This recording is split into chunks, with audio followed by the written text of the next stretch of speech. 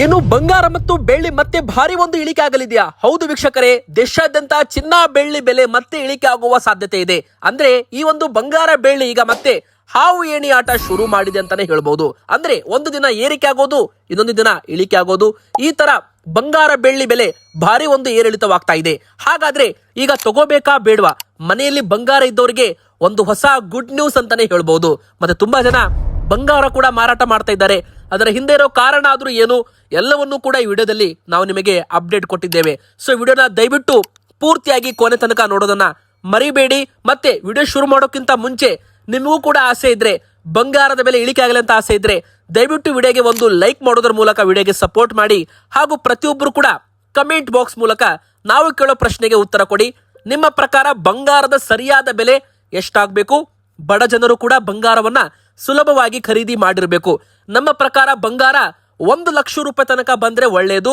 ನಿಮ್ಮ ಪ್ರಕಾರ ಎಷ್ಟಾಗಬೇಕು ನಮಗೆ ದಯವಿಟ್ಟು ಕಮೆಂಟ್ ಅಲ್ಲಿ ತಿಳಿಸಿ. ನೋಡಿ ವೀಕ್ಷಕರೇ, ಇಲ್ಲಿ ಕೆಲವರು ಬಂಗಾರದ ಬೆಲೆ ಏರಿಕೆ ಆಗ್ಲಿ ಅಂತ ಆಸೆ ಪಡ್ತಾ ಇದ್ದಾರೆ. ಹೌದು, ಸತ್ಯ ಇದು. ಎದಕ್ಕಂದ್ರೆ ಮೊದಲೇ ಬಂಗಾರ ಖರೀದಿ ಮಾಡಿರ್ತಾರೆ, ಮನೇಲಿ ತುಂಬಾ ಬಂಗಾರ ಇಟ್ಟಿರ್ತಾರಲ್ಲ, ಅವರಿಗೆ ಬಂಗಾರದ ಬೆಲೆ ಇಳಿಕೆ ಆದ್ರೆ ಒಂದು ಸಂಕಷ್ಟ ಅಂತಾನೆ ಹೇಳ್ಬಹುದು. ಅಂದ್ರೆ ಅವರ ಲಾಭ ಕಡಿಮೆ ಆಗುತ್ತೆ. ಅದೇ ಬಂಗಾರದ ಬೆಲೆ ಇಳಿಕೆ ಆಗ್ತಾ ಇದ್ರೆ ಹೊಸದಾಗಿ ಖರೀದಿ ಮಾಡಲು ಪ್ಲಾನ್ ಮಾಡ್ತಿರ್ತಾರಲ್ಲ, ಅವರಿಗೆ ಗುಡ್ ನ್ಯೂಸ್ ಅಂತಾನೆ ಹೇಳ್ಬಹುದು. ಅಂದ್ರೆ ಅವರಿಗೆ ಕಡಿಮೆ ಬೆಲೆಗೆ ಬಂಗಾರ ಸಿಗುತ್ತೆ ಎಂಬುವ ಒಂದು ಆಸೆ ಇರುತ್ತೆ. ಸೊ ಅವರು ಬಂಗಾರದ ಬೆಲೆ ಇಳಿಕೆ ಆಗಲಿ ಅಂತ ಆಸೆ ಪಡ್ತಾ ಇದ್ದಾರೆ. ಕೆಲವರು ಬಂಗಾರ ಬೆಲೆ 2 ಲಕ್ಷ ರೂಪಾಯಿ ಆಗಲಿ ಅಂತಾನೂ ಕೂಡ ಆಸೆ ಪಡ್ತಾ ಇದ್ದಾರೆ. ಸೊ ನೀವು ಯಾವ ಒಂದು ಆಸೆ ಪಡ್ತಿದ್ರ ನಮಗೆ ಕಮೆಂಟ್ ಮೂಲಕ ತಿಳಿಸಬಹುದು ವೀಕ್ಷಕರೇ. ನೋಡಿ, ಮೊದಲಿಗೆ ಹೇಳ್ಬೇಕಂದ್ರೆ ಈಗ ಸದ್ಯಕ್ಕೆ ಬಂಗಾರ ಮತ್ತು ಬೆಳ್ಳಿ ಈ ಎರಡೂ ಬೆಲೆ ಕೂಡ ಏರಿಕೆಯಾಗಿ ಮತ್ತೆ ಇಳಿಕೆ ಆಗುವ ಚಾನ್ಸ್ ಇದೆ. ಅಂದ್ರೆ ಕಳೆದ 1 ವಾರದಿಂದ ಬೆಲೆ ಇಳಿಕೆಯಲ್ಲಿ ಸಾಕ್ತಾ ಇತ್ತು, ಆದ್ರೆ ಈಗ ದಿಢೀರ್ ಅಂತ ಮತ್ತೆ ಏರಿಕೆ ಆಗೋದಕ್ಕೆ ಪ್ರಾರಂಭವಾಗಿದೆ. ನೀವು ಕೂಡ ಸ್ಕ್ರೀನ್ ಮೇಲೆ ಚಾರ್ಟ್ ನೋಡ್ತಿರಬಹುದು. 1 ವರ್ಷಗಳಲ್ಲಿ ಬಂಗಾರ ಮತ್ತು ಬೆಳ್ಳಿ ಎಷ್ಟು ಲಾಭ ಕೊಟ್ಟಿದೆ ಹೂಡಿಕೆದಾರರಿಗೆ? ಈ ಪ್ರಶ್ನೆ ತುಂಬಾ ಇಂಪಾರ್ಟೆಂಟ್. ಅಂದ್ರೆ ಇದರಲ್ಲಿ ಹೂಡಿಕೆ ಮಾಡಬೇಕಾ ಬೇಡವಾ ಎಂಬುದು ನಿಮಗೆ ಒಂದು ಅಂದಾಜು ಮಾಹಿತಿ ಕೂಡ ಸಿಗುತ್ತೆ. ನೋಡಿ, ಹೋದ ವರ್ಷ 2025 ಜುಲೈಯಲ್ಲಿ 1 ಲಕ್ಷ ರೂಪಾಯಿ 1,10,000 ರೂಪಾಯಿ ಇತ್ತು ಬೆಳ್ಳಿ ಬೆಲೆ. ಆದ್ರೆ ಈಗ 2,35,000, 2,50,000, 3.5 ಲಕ್ಷ ರೂಪಾಯಿ ತನಕನೂ ಹೋಗಿ ಬಂದಿದೆ. ಅಂದ್ರೆ ಬೆಳ್ಳಿ ಹೂಡಿಕೆದಾರರಿಗೆ ಭರ್ಜರಿ ಲಾಭ ಕೊಟ್ಟಿದೆ 1 ವರ್ಷದಲ್ಲಿ. ಅಂದ್ರೆ 1 ವರ್ಷ ಅಂದ್ರೆ 12 ತಿಂಗಳಿಗೆ ಕಂಪೇರ್ ಮಾಡಿ ನೋಡ್ತಾ ಇದ್ದೀವಿ. ಅದೇ ನಾವು ಕಳೆದ 2-3 ತಿಂಗಳಲ್ಲಿ ಕಂಪೇರ್ ಮಾಡಿದ್ರೆ ಬೆಳ್ಳಿ ಹೂಡಿಕೆದಾರರಿಗೆ ನಷ್ಟ ಮಾಡಿದೆ. ಅಂದ್ರೆ ಯಾರೆಲ್ಲ 2,80,000, 3 ಲಕ್ಷ ರೂಪಾಯಿದಾಗ ಖರೀದಿ ಮಾಡಿದ್ರಲ್ಲ, ಅವರಿಗೆ ಈಗ 30, 40, 50 ಸಾವಿರ ರೂಪಾಯಿವರೆಗೂ ನಷ್ಟ ಅಂತಾನೆ ಹೇಳ್ಬಹುದು. ಅಂದ್ರೆ ಬೆಲೆ ಇಳಿಕೆ ಆಗಿದೆ. ಇದು 1 ವರ್ಷದ ಹಿಂದೆ ಯಾರೆಲ್ಲ ಖರೀದಿ ಮಾಡಿದ್ರು ಅವರಿಗೆ ಈಗ ಲಾಭ ಅಂತಾನೆ ಹೇಳ್ಬಹುದು. ಸೊ ವೀಕ್ಷಕರೇ, ಈಗ ಬೆಳ್ಳಿ ಬೆಲೆ ಇಳಿಮುಖದಲ್ಲಿ ಸಾಕ್ತಾ ಇದೆ ಕಳೆದ 3 ತಿಂಗಳಿನಿಂದ. ಅಂದ್ರೆ ಯಾವಾಗ ಬೆಲೆ 3 ಲಕ್ಷ 3,20,000 ರೂಪಾಯಿ ತನಕ ಹೋಗಿತ್ತಲ್ಲ, ಅಲ್ಲಿಂದ ಇಳಿಕೆ ಆಗೋದಕ್ಕೆ ಶುರುವಾಗಿದೆ. ಇನ್ನೂ ಆದ್ರೂ ಕೂಡ ಇಳಿಮುಖದಲ್ಲಿ ಹೋಗ್ತಾ ಇದೆ. ಅಂದ್ರೆ ಸ್ವಲ್ಪ ಏರಿಕೆ ಆಗೋದು ಮತ್ತೆ ಇಳಿಕೆ ಆಗೋದು. ಅಂದ್ರೆ ಉದಾಹರಣೆಗೆ ಹೇಳ್ತೀವಿ, 10 ರೂಪಾಯಿ ಇದ್ದದ್ದು 15 ರೂಪಾಯಿ ಆಗೋದು, 7 ರೂಪಾಯಿಗೆ ಬರೋದು. ಅಂದ್ರೆ 15 ರೂಪಾಯಿಗೆ ಏರಿಕೆ ಆಗುತ್ತೆ, ತುಂಬಾ ಜನ ಖರೀದಿ ಮಾಡ್ತಾರೆ, ಮತ್ತೆ 7 ರೂಪಾಯಿ ಬೆಲೆ ಆಗೋದು, ಅಂದ್ರೆ ನಷ್ಟ ಮಾಡೋದು. ಅಂದ್ರೆ ಇದಕ್ಕೆ ಸ್ಟಾಪ್ ಲಾಸ್ ಹಂಟಿಂಗ್ ಅಂತಾನು ಕೂಡ ಕರೀತಾರೆ. ಸ್ಟಾಪ್ ಲಾಸ್ ಅಂದ್ರೆ ಏನು? ನಿಮ್ಮ ನಷ್ಟ. ಅಂದ್ರೆ ಈಗ 10 ರೂಪಾಯಿಗೆ ನಾವು ಖರೀದಿ ಮಾಡಿರ್ತೀವಿ, ನಾವು ಅದನ್ನ 15 ರೂಪಾಯಿ ಇದ್ದಾಗ ಮಾರಾಟ ಮಾಡಬೇಕು ಅಂತ ಪ್ಲಾನ್ ಮಾಡಿರ್ತೀವಿ. ಆದ್ರೆ ಕೆಲವೊಮ್ಮೆ ಅದು 5 ರೂಪಾಯಿಗೆ ಬಂದ್ಬಿಡುತ್ತೆ. ಅವಾಗ ಆಟೋಮೆಟಿಕ್ ಆಗಿ ಸೆಲ್ಲಿಂಗ್ ಆರ್ಡರ್ ಅನ್ನ ಆಡ್ ಮಾಡಿರ್ತಾರೆ. ಅಂದ್ರೆ ಇದಕ್ಕೆ ಸ್ಟಾಪ್ ಲಾಸ್ ಅಂತಾನು ಕೂಡ ಕರೀತಾರೆ. 5 ರೂಪಾಯಿ ತನಕ ನಾನು ನಷ್ಟ ತಗೋಬಹುದು ಅಂತ. ಅಂದ್ರೆ ಟ್ರೇಡಿಂಗ್ ಅಲ್ಲಿ ಸಪೋರ್ಟ್, ರೆಸಿಸ್ಟೆನ್ಸ್ ಮತ್ತು ಸ್ಟಾಪ್ ಲಾಸ್ ತುಂಬಾ ಇಂಪಾರ್ಟೆಂಟ್ ಆಗಿರುತ್ತೆ. 1 ಲಕ್ಷ ರೂಪಾಯಿ 2 ಲಕ್ಷ ರೂಪಾಯಿದು ಒಂದು ಏನಾದ್ರೂ ನಾವು MCX ಅಲ್ಲಿ ಶೇರ್ಸ್ ಗಳನ್ನ ತಗೊಂಡಿರ್ತೀವಿ ಅಂದ್ರೆ ಅದಕ್ಕೆ ಕಡ್ಡಾಯವಾಗಿ ನಾವು 5%, 10% ಅಂತ ಸ್ಟಾಪ್ ಲಾಸ್ ಅನ್ನ ಆಡ್ ಮಾಡಿರ್ತೇವೆ. ಸ್ಟಾಪ್ ಲಾಸ್ ಅಂದ್ರೆ ಏನು?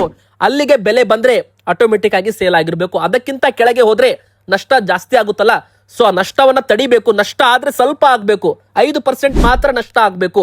ಅಂದ್ರೆ ಲಕ್ಷಕ್ಕೆ 5,000 ರೂಪಾಯಿ ಮಾತ್ರ ನಷ್ಟವಾಗಬೇಕು.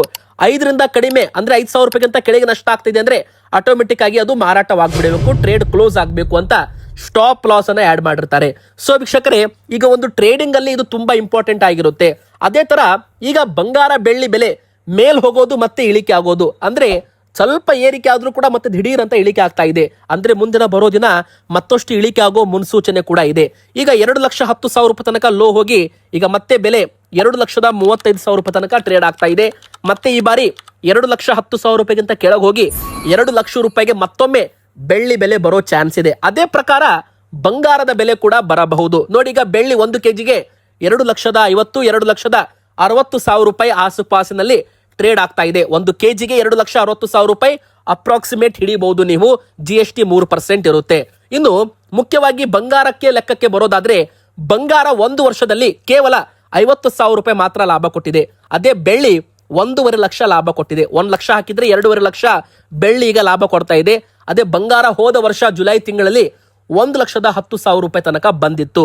ಆದ್ರೆ ಈಗ 1,43,000, 1,45,000, 1,50,000 ಈ ರೇಂಜ್ ಅಲ್ಲಿ ಟ್ರೇಡ್ ಆಗ್ತಾ ಇದೆ. ಅಂದ್ರೆ ಹೂಡಿಕೆದಾರರಿಗೆ ಬಂಗಾರ 50,000 ರೂಪಾಯಿ ಲಾಭ ಕೊಟ್ಟಿದ್ರೆ ಬೆಳ್ಳಿ 1.5 ಲಕ್ಷ ರೂಪಾಯಿ ಲಾಭ ಕೊಟ್ಟಿದೆ. ಹೀಗಾಗಿ ಬೆಳ್ಳಿ ಹೂಡಿಕೆದಾರರಿಗೆ ಭರ್ಜರಿ ಲಾಭ ಕೊಟ್ಟಿದೆ ಬಂಗಾರಕ್ಕೆ ಕಂಪೇರ್ ಮಾಡಿದ್ರೆ. ಈಗ ಬಂಗಾರ ತಗೋಬೇಕೋ ಬೇಡವೋ ಆ ಒಂದು ಪ್ರಶ್ನೆ ಕೂಡ ಬರುತ್ತೆ. ಅದಕ್ಕಿಂತ ಮುಂಚೆ ನೀವು ಈ ಒಂದು ಚಾರ್ಟ್ ಕೂಡ ನೋಡೋದನ್ನ ಕಲಿಬೇಕು. ಇದು ಟ್ರೇಡಿಂಗ್ ವ್ಯೂ ನಲ್ಲಿ ಬಂಗಾರದ MCX ಚಾರ್ಟ್ ಅಂತ ಕರೀತಾರೆ. ಇದು ಮಲ್ಟಿ ಕಮೋಡಿಟಿ ಎಕ್ಸ್ಚೇಂಜ್ ನ ಒಂದು ವ್ಯಾಲ್ಯೂಸ್ ಇರುತ್ತೆ. ಇದರದ್ದು ಬೆಲೆ ಇಳಿಕೆ ಆದ್ರೆ ಮಾರ್ಕೆಟ್ ಅಲ್ಲೂ ಕೂಡ ಬೆಲೆ ಇಳಿಕೆ ಆಗಿರುತ್ತೆ. ಇದರದ್ದು ಬೆಲೆ ಏರಿಕೆ ಆದ್ರೆ ಮಾರ್ಕೆಟ್ ಅಲ್ಲೂ ಕೂಡ ಬೆಲೆ ಏರಿಕೆ ಆಗಿರುತ್ತೆ.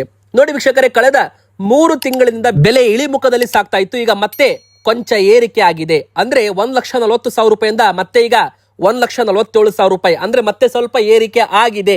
ಈಗ ಬ್ರೇಕ್ ಈವನ್ ಪಾಯಿಂಟ್ ಗೆ ಬಂದಿದೆ. ಬ್ರೇಕ್ ಈವನ್ ಪಾಯಿಂಟ್ ಅಂದ್ರೆ ಏನು? ಇತ್ತ 3 ತಿಂಗಳಲ್ಲಿ ಕಂಪೇರ್ ಮಾಡಿದ್ರೆ ಏರಿಕೆನೂ ಅಲ್ಲ ಇಳಿಕೆನೂ ಅಲ್ಲ ಅಂತಾನು ಕರಿಬಹುದು. ಅಂದ್ರೆ ನೋಡಿ, ಏರಿಕೆ ಆಗಿದ್ದು 1,60,000, ನಂತರ ಬೆಲೆ 1,50,000 ರೂಪಾಯಿ ತನಕ ಬಂದಿತ್ತು. ಲೋ ಟಚ್ 1,40,000 ರೂಪಾಯಿ ತನಕ ಹೋಗಿದೆ. 1,40,000, 1,50,000, 1,60,000 ಈ 3 ರೇಂಜ್ ನ ಒಳಗಡೆ ಬಂಗಾರ ಈಗ ಇರುವಂತದ್ದು. ಆದ್ರೆ ಈಗ ಬೆಲೆ 1,47,000 ರೂಪಾಯಿ ಹತ್ರ ಇದೆ. ಅಂದ್ರೆ 1,60,000 ರೂಪಾಯಿಗಿಂತ ಕಡಿಮೆ, 1,40,000 ರೂಪಾಯಿಗಿಂತ ಜಾಸ್ತಿ. ಅಂದ್ರೆ ಇದಕ್ಕೆ ಬ್ರೇಕ್ ಈವನ್ ಪಾಯಿಂಟ್ ಅಂತ ಕರೀತಾರೆ. ಸೊ ಈಗ ಬ್ರೇಕ್ ಈವನ್ ಪಾಯಿಂಟ್ ಅಲ್ಲಿ ಬಂಗಾರ ಬೆಲೆ ಬಂದ್ರೆ ಮುಂದೆ ಬೆಲೆ ಏರಿಕೆನೂ ಆಗ್ಬಹುದು, ಇಲ್ಲಿಂದ ಬೆಲೆ ಇಳಿಕೆನೂ ಆಗಬಹುದು. ಸೊ ಈಗ ಸ್ವಲ್ಪ ಹೂಡಿಕೆದಾರರು ತುಂಬಾ ಜಾಗರೂಕರಾಗಿರ್ಬೇಕಾಗುತ್ತೆ. ನೋಡಿ, ಇವತ್ತು ನೀವು ಹೂಡಿಕೆ ಮಾಡಿರ್ತೀರಾ, ನಾಳೆ ಬೆಲೆ ಇಳಿಕೆ ಆತು ಅಂದ್ರೆ ನಿಮಗೆ ನಷ್ಟವೇ ಹೌದು. ಅದೇ ಒಂದು ವೇಳೆ ಬೆಲೆ ಏರಿಕೆ ಆತೋಪ ಅಂದ್ರೆ ನಿಮಗೆ ಲಾಭನೇ ಹೌದು. ನೋಡಿ ವೀಕ್ಷಕರೇ, ಇದರಲ್ಲಿ ಲಾಭನೂ ಇದೆ ನಷ್ಟನೂ ಇದೆ. ಆದ್ರೆ ಸದ್ಯಕ್ಕೆ ಮಾರ್ಕೆಟ್ ಸ್ವಲ್ಪ ವೆಲಟೋಲ್ ಇದೆ. ಅಂದ್ರೆ ತುಂಬಾ ಏರಿಳಿತ ಇದೆ. ಏರಿಕೆನೂ ಆಗೋ ಚಾನ್ಸ್ ಇದೆ, ಇಳಿಕೆನೂ ಆಗೋ ಚಾನ್ಸ್ ಇದೆ. ಅದಕ್ಕಂದ್ರೆ ಈಗ ಬ್ರೇಕ್ ಈವನ್ ಪಾಯಿಂಟ್ ಹತ್ರ ಬಂಗಾರದ ಬೆಲೆ ಬಂದಿರುವಂತದ್ದು. ಇನ್ನು ನೀವು ಶಾರ್ಟ್ ಟರ್ಮ್ ಹೂಡಿಕೆದಾರರ, ಲಾಂಗ್ ಟರ್ಮ್ ಹೂಡಿಕೆದಾರರ, ಇದರ ಮೇಲೆ ನಿರ್ಧಾರ ಮಾಡಿ ಈಗ ಬಂಗಾರ ತಗೋಬೇಕೋ ಬೇಡವೋ ಅಂತ.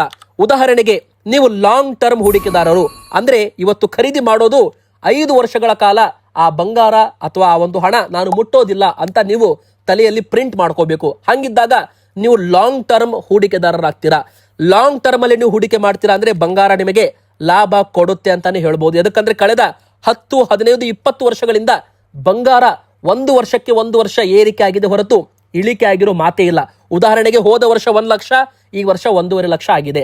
ಅದೇ 2024ರಲ್ಲಿ 50,000 ಇತ್ತು, 1 ಲಕ್ಷ ಆಯಿತು. ಈಗ 1,50,000 ಹತ್ರ ಇದೆ. ಮುಂದಿನ 2027ರಲ್ಲಿ ಜುಲೈ ತಿಂಗಳಲ್ಲಿ 2 ಲಕ್ಷ ರೂಪಾಯಿನೂ ಆಗಬಹುದು.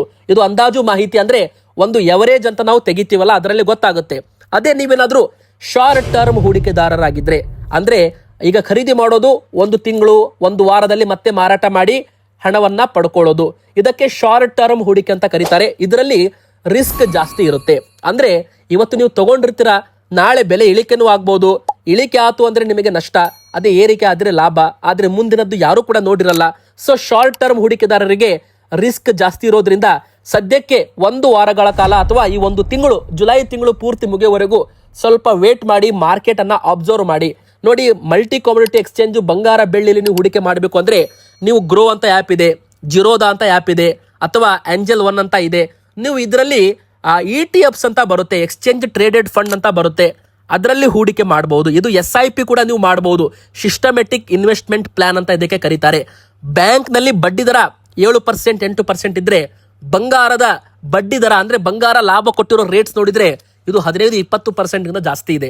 ಅಂದ್ರೆ ನೀವು ಲೆಕ್ಕ ಮಾಡಿ, ಬ್ಯಾಂಕ್ನವರು ಲಕ್ಷಕ್ಕೆ 7,000 ರೂಪಾಯಿ ಕೊಟ್ರೆ ಬಂಗಾರ 1 ಲಕ್ಷ ರೂಪಾಯಿಗೆ 16-18,000 ರೂಪಾಯಿ ಲಾಭ ಕೊಟ್ಟಿದೆ ಹೂಡಿಕೆದಾರರಿಗೆ. ಸೊ ಇದಕ್ಕೆ SIP ಅಂತ ಕರೀತಾರೆ.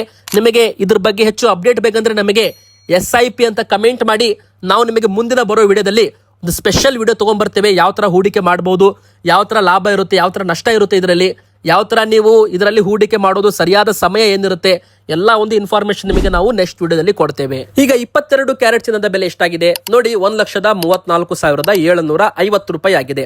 ನೋಡಿ, ಇದು 1-2 ದಿನ ಲೇಟ್ ಆಗಿ ಡಾಟಾ ಸಿಕ್ಕಿರೋದ್ರಿಂದ ಇದರದ್ದು ಬೆಲೆ 1,38,000 ರೂಪಾಯಿ ತನಕ ಬರಬಹುದು, ಅಥವಾ ಸ್ವಲ್ಪ ಇಳಿಕೆನೂ ಆಗ್ಬಹುದು. ಅಂದ್ರೆ ಹತ್ತತ್ರ 1,37,000 1,38,000 ರೂಪಾಯಿ ಅಂತ ಈಗ ಬೆಲೆ ಟ್ರೇಡ್ ಆಗ್ತಾ ಇದೆ. ಇದು 22 ಕ್ಯಾರೆಟ್ ಚಿನ್ನ, ಮತ್ತೆ 3% GST ಕೂಡ ಇರುತ್ತೆ, ಮೇಕಿಂಗ್ ಚಾರ್ಜ್ ಕೂಡ ಎಕ್ಸ್ಟ್ರಾ ಇರುತ್ತೆ. ಸೊ ನೀವು ಬಂಗಾರ ತಗೋತೀರಾ ಅಂದ್ರೆ 18 ಕ್ಯಾರೆಟ್ ತಗೋಬೇಕಾ 22 ಕ್ಯಾರೆಟ್ ತಗೋಬೇಕಾ ಅಂತ ವಿಚಾರ ಮಾಡ್ತಿರ್ತೀರಲ್ಲ, ದಯವಿಟ್ಟು 22 ಕ್ಯಾರೆಟ್ ತಗೊಳ್ಳಿ. ನೋಡಿ, ದೊಡ್ಡ ದೊಡ್ಡ ಬ್ರಾಂಡೆಡ್ ಅಂಗಡಿಗಳಲ್ಲಿ, ಶೋರೂಮ್ಸ್ಗಳಲ್ಲಿ ಬಂಗಾರ 22 ಕ್ಯಾರೆಟ್ ಹೆಚ್ಚು ಮಾರಾಟ ಮಾಡ್ತಾರೆ. ಆದ್ರೆ ಲೋಕಲ್ ಅಂಗಡಿಗಳಲ್ಲಿ 18 ಕ್ಯಾರೆಟ್ ಜಾಸ್ತಿ ಮಾರಾಟ ಮಾಡ್ತಾರೆ.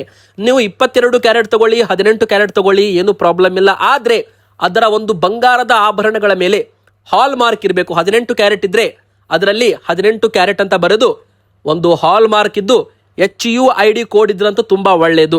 ಅದೇ 22 ಕ್ಯಾರೆಟ್ ತಗೋತೀರಾ ಅಂದ್ರೆ 22 ಕ್ಯಾರೆಟ್ 916 BIS ಲೋಗೋ ಆಧಾರಿತ ಹಾಲ್ ಮಾರ್ಕ್ ಕೂಡ ಇರಬೇಕು. ಮತ್ತೆ HUID ಕೋಡ್ ಇದ್ರಂತೂ ನೀವು ಆ ಒಂದು HUID ಕೋಡ್ ಅನ್ನ ಆಪ್ ಅಲ್ಲಿ ಹಾಕಿದ್ರೆ ಆ ಒಂದು ಪ್ಯೂರಿಟಿ ಎಷ್ಟಿದೆ, ಅದು ರಿಂಗು, ಚೈನು, ಎಲ್ಲ ಒಂದು ಇನ್ಫಾರ್ಮೇಶನ್ ನಿಮಗೆ ಅಪ್ಲಿಕೇಶನ್ ಅಲ್ಲಿ ಸಿಗುತ್ತೆ. ಹಾಲ್ ಮಾರ್ಕ್ ಎಲ್ಲಿ ಹಾಕಿದ್ದಾರೆ, ಅದು ಎಲ್ಲಿ ರೆಡಿ ಆಗಿದೆ ಆಭರಣ, ಅದರದ್ದು ಇನ್ಫಾರ್ಮೇಶನ್ ನಿಮಗೆ ಅಪ್ಲಿಕೇಶನ್ ಅಲ್ಲಿ ಸಿಗುತ್ತೆ. ಸೊ ನೀವು HUID ಕೋಡ್ ಹಾಗೂ ಹಾಲ್ ಮಾರ್ಕ್ ಇದ್ದ 22 ಕ್ಯಾರೆಟ್ ಚಿನ್ನ ತಗೊಂಡ್ರೆ ನಿಮ್ಮ ಹಣಕ್ಕೆ ಒಂದು ಗ್ಯಾರಂಟಿ ಇರುತ್ತೆ. ಅದೀಗ 24 ಕ್ಯಾರೆಟ್ 10 ಗ್ರಾಮ್ ಗಟ್ಟಿ ಬಂಗಾರದ ಬೆಲೆ ಮತ್ತೆ 1,50,000 ರೂಪಾಯಿ ಗಡಿಗೆ ಬಂದು ನಿಂತಿದೆ.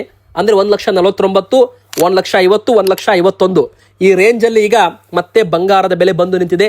ಸೊ ವೀಕ್ಷಕರೇ, ಮುಂದಿನ ಬರೋ ದಿನ ಮತ್ತಷ್ಟು ಇಳಿಕೆ ಆಗ್ಬಹುದು, ಆದ್ರೆ ಲಾಂಗ್ ಟರ್ಮ್ ಅಲ್ಲಿ ಮತ್ತೆ ಏರಿಕೆ ಆಗೋ ಚಾನ್ಸ್ ಕೂಡ ಇರುವಂತದ್ದು. ಸೊ ನಿಮ್ಮ ಪ್ರಕಾರ ಬಂಗಾರದ ಸರಿಯಾದ ಬೆಲೆ ಎಷ್ಟಾಗಬೇಕು ಕಮೆಂಟ್ ಮಾಡಿ, ವಿಡಿಯೋಗೆ ಲೈಕ್ ಮಾಡಿ, ಚಾನಲ್ಗೆ ಸಬ್ಸ್ಕ್ರೈಬ್ ಆಗಿ.